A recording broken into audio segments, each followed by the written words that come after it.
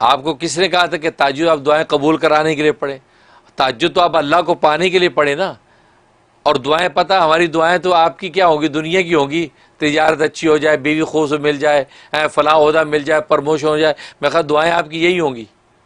اگر آخرت مطلوب ہوتی تو صرف تہجد پڑھنے پر ہی آپ خوش ہوتے رہتے ہیں کہ اللہ نے مجھے تہجد کی توفیق دے رکھی ہے کہ رات کے اندھیرے میں سب کو سلا دیتا، مجھے جگا لیتا ہے. سبحان اللہ، میرے محبوب کی کیا شان ہے، آپ اسی پہ خوش ہوتے ہیں.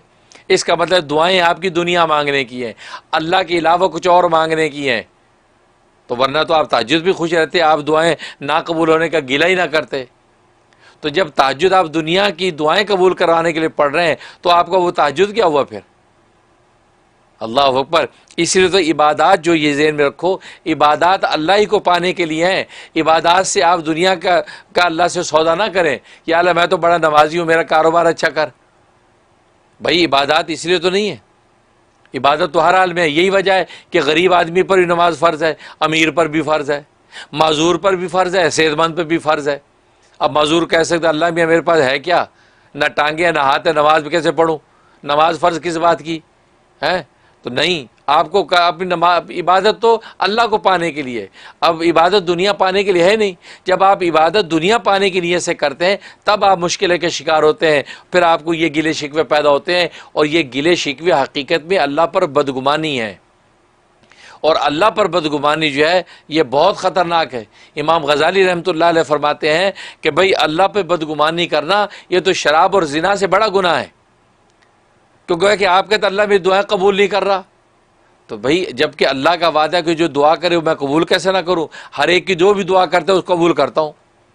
ہاں، قبولیت کی شکلیں اللہ تبارک و تعالیٰ کیا مختلف ہیں. اللہ اپنے انداز سے قبول کرتا ہے.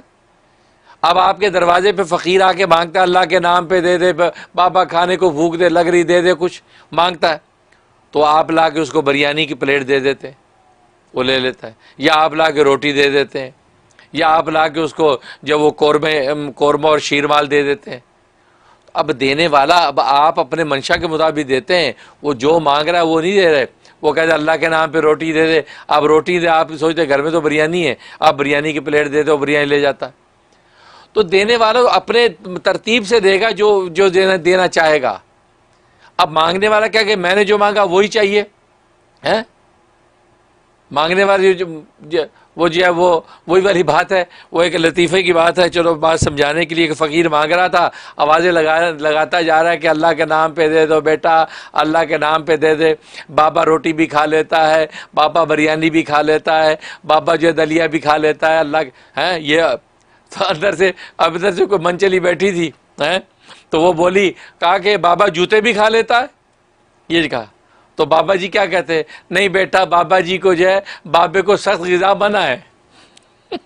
بابے کو سخت غذا منع ہے. تو کہا کوئی سخت غذا منع. تو وہی والی بات ہے بھئی مانگنے کو تو مانگتا ہے آدمی، لیکن دینے والا مرضی سے دیتا ہے.